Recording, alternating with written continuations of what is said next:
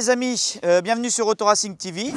Vous savez, on a relancé les vidéos, donc voilà, on est dans l'élan, on continue. Aujourd'hui, on va travailler sur M4 compétition phase 2.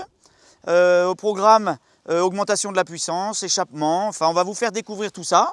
Et puis on espère que ça va vous plaire parce que nous ça nous plaît, donc c'est parti.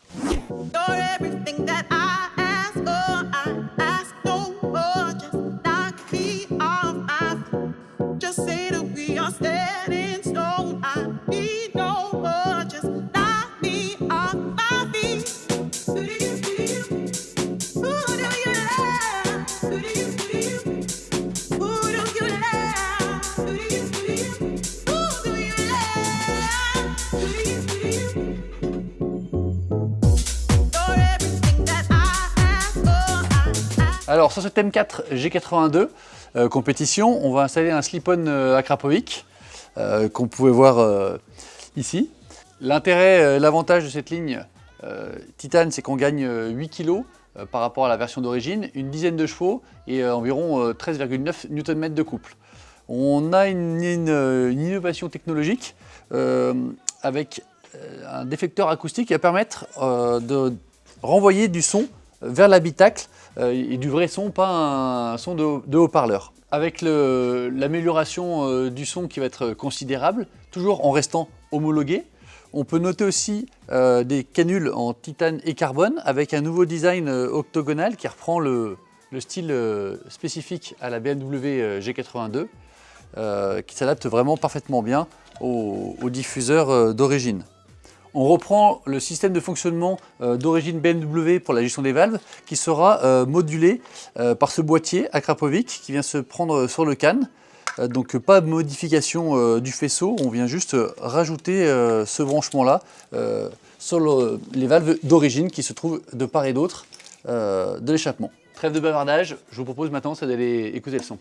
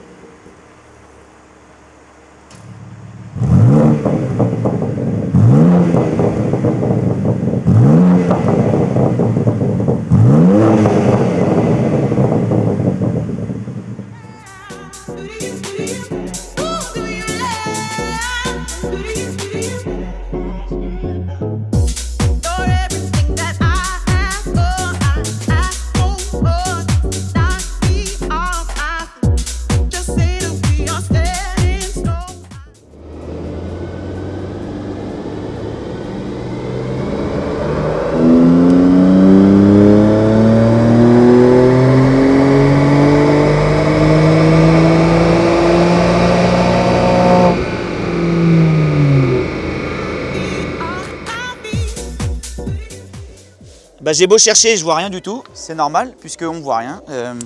On a modifié que l'électronique par un boîtier programmable. Le problème de ces véhicules, c'est que les calculateurs sont verrouillés. Il y a des gars qui arrivent à les modifier, ça vaut très cher, et il faut démonter le calculateur, l'envoyer chez quelqu'un en croisant les doigts que le transporteur ne perde pas le colis. Ce quelqu'un le modifie, nous le renvoie, on peut ensuite le modifier, vous perdez la garantie, enfin voilà. Les résultats sont quand même meilleurs. Là-dessus, il n'y a pas de débat. Sauf que là, on est parti sur une version un peu light, où on a quand même gagné, comme vous pouvez voir sur le banc, 100 chevaux, 100 Nm, à peu près. Donc le résultat, il est plutôt satisfaisant. Et puis, ça ne se voit pas, il n'y a aucune modification, il n'y a aucune intervention sur le calculateur. Donc, circuler, il n'y a rien à voir. Donc la M4 compétition phase 2, boîte automatique, X-Drive, 4 roues motrices. Ce qui la différencie, c'est les phares, les feux et puis le grand écran. Grand écran qui du coup a été entièrement protégé par un film PPF de chez Glass Tint. On a également fait Glass Tint sur les vitres avant, Ça nous permet d'avoir un film très peu teinté, mais anti-chaleur.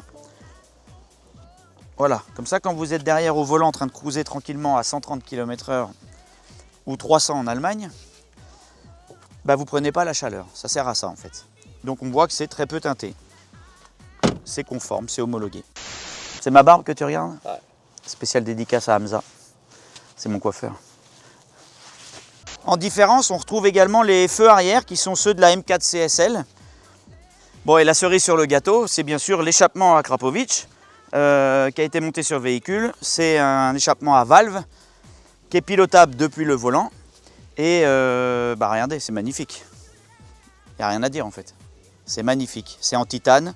C'est une œuvre d'art en fait. Le problème des échappements Acra, c'est qu'ils ne se voient pas. Mais si vous pouviez les mettre dans votre salon, c'est une œuvre d'art.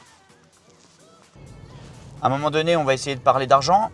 L'échappement Akrapovic en titane, une œuvre d'art. On est sur 8 900 € TTC installé. Donc je vous ai dit, c'est commandable sur le volant. Hein.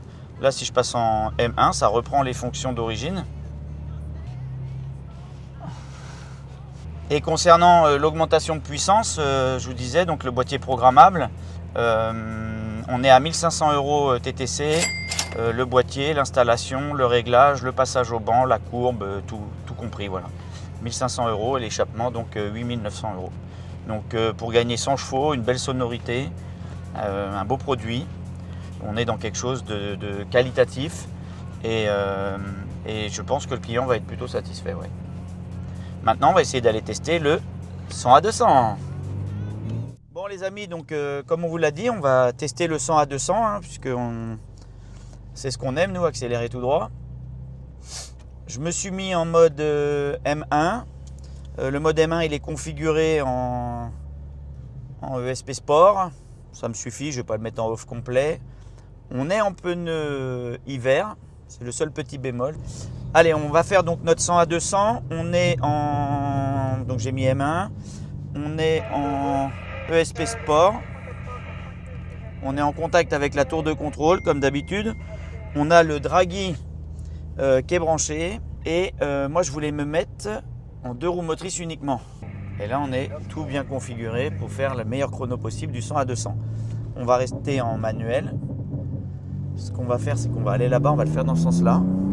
Et donc, comme j'expliquais, on est en pneu hiver. Donc, on ne va pas pouvoir dépasser 240. J'en suis bien navré, mais...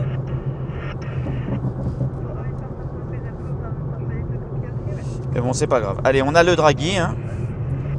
Hop, voilà, j'ai le reset. Et d'ailleurs, un petit pronostic, on est sur 600, presque 640 chevaux. 640 chevaux, on va faire 6,5, 7. Je pense qu'on va faire 7. 6,5, allez. Allez, moi je dis 6,5. Allez, on va y aller direct. Fin du suspense. Je reset tout, on est bon. Allez, c'est parti.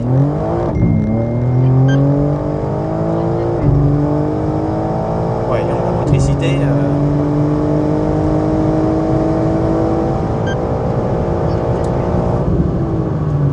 8,36. Voilà, j'étais vachement trop optimiste. 100 à 200, 8,36. Par contre, j'ai l'impression qu'on est sur des œufs. Elle accélère un coup là, un coup là, un coup là. Les pneus neige, c'est peut-être pas ouf sur un 100 à 200. Donc là, bon, je suis tout seul. Ah, je suis deg, parce que j'avais dit 6,5, on est quand même très très loin. Donc là, je suis passé en 4 roues motrices.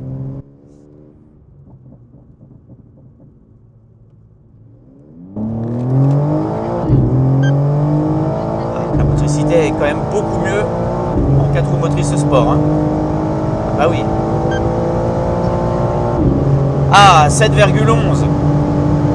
Ah oui, je me disais quand même, ça va pas.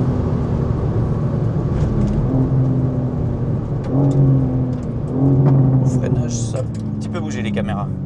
Ah oui, là on est mieux. 7 11. Ah, c'est pas mal. C'est pas mal du tout, hein. Ah, je me disais, je peux pas être aussi loin des chronos. Peut-être que mon passager pèse un petit peu trop dans le game. Je sais pas. Et là, c'était bien. Ouais, là, ça pousse. Hein. Vraiment, ça pousse. Ah bah, c'est cool. Et bah voilà, c'est une bonne prépa. Du début à la fin, on avait un objectif. Améliorer la sonorité, améliorer les performances. En essayant de ne pas perdre la garantie constructeur. On est plutôt pas mal. On n'a pas touché le calculateur, on a mis un slip-on, on n'a pas touché les katas, les FAP, rien du tout.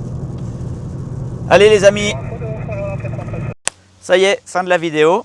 Je vous remercie. Je voulais apporter une petite précision parce que j'ai eu des demandes. Toutes les voitures qu'on essaye, c'est soit le client nous demande de faire une vidéo, parce qu'il kiffe et il aime bien voir sa voiture, soit on demande au client l'accord, mais en tous les cas, il n'y a aucune voiture qu'on essaye sans l'accord du client, bien entendu. Et j'en profite aussi pour rajouter que si vous avez des véhicules préparés que vous souhaitez faire passer dans la chaîne, vous nous contactez via les réseaux et nous on adore ça, accélérer, faire des essais, faire des vidéos et tout. Donc volontiers on essaiera votre voiture. Ça, il n'y a aucun problème là-dessus. Nous, si c'est pour accélérer à fond, on est là. Allez, merci, prochaine.